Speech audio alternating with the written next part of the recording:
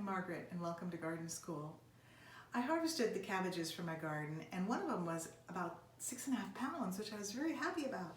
So I've decided to use that one to make sauerkraut. I'm going to ferment my sauerkraut in jars, and then once it's fermented I can process it, repack it and process it for canning for long-term storage. But I wanted to show you what I've done. I washed and I cored my cabbage, chopped it up to about 1/8 inch slices. Thin is really, really good. And then I added some salt and let this sit for about a half an hour, 45 minutes, so that the salt can help to draw the water out of these cells of the cabbage. Then I've packed the cabbage in a jar and I pressed it down really hard and really tight.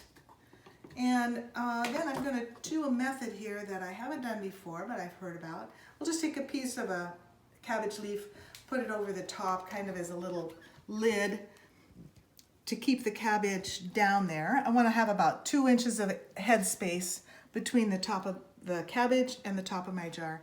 And then I'm going to use a little glass weight to see if that will help keep the cabbage submerged under the brine. This is just cold water I'm going to add and fill it up to about 1/2 inch from the top. And then I'm just going to cover it with a lid. Now I'm going to store this in my garage in a temperature a little bit cooler than my house, 65 to 70, something like that.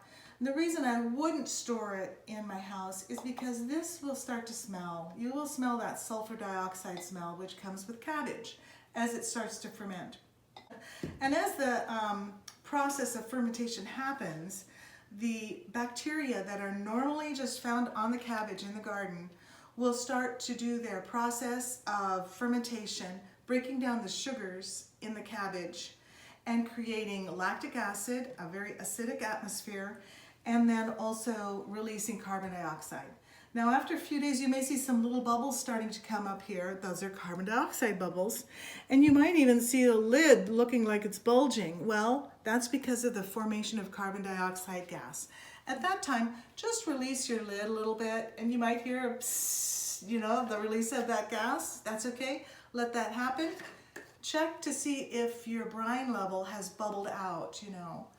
If that has and the cabbage is not submerged in brine, add some more brine. And you can just make an easy brine solution, water and a little bit of salt. You can look that up on the internet, how to make a brine solution for pickling. Then after you've covered it in water again, just seal it again, put it back in your little tub so if there's any overflow of the brine, you don't have a mess to clean up. It should take 6 to 8 weeks before it is fully fermented. And you might even see some interesting things going on in here, like when you open it up to check and refill the brine. Sometimes you'll find some yeasts growing. Well, the yeasts have been growing on the cabbage out in the garden, and they're just natural. They're in our air. Just skim that off.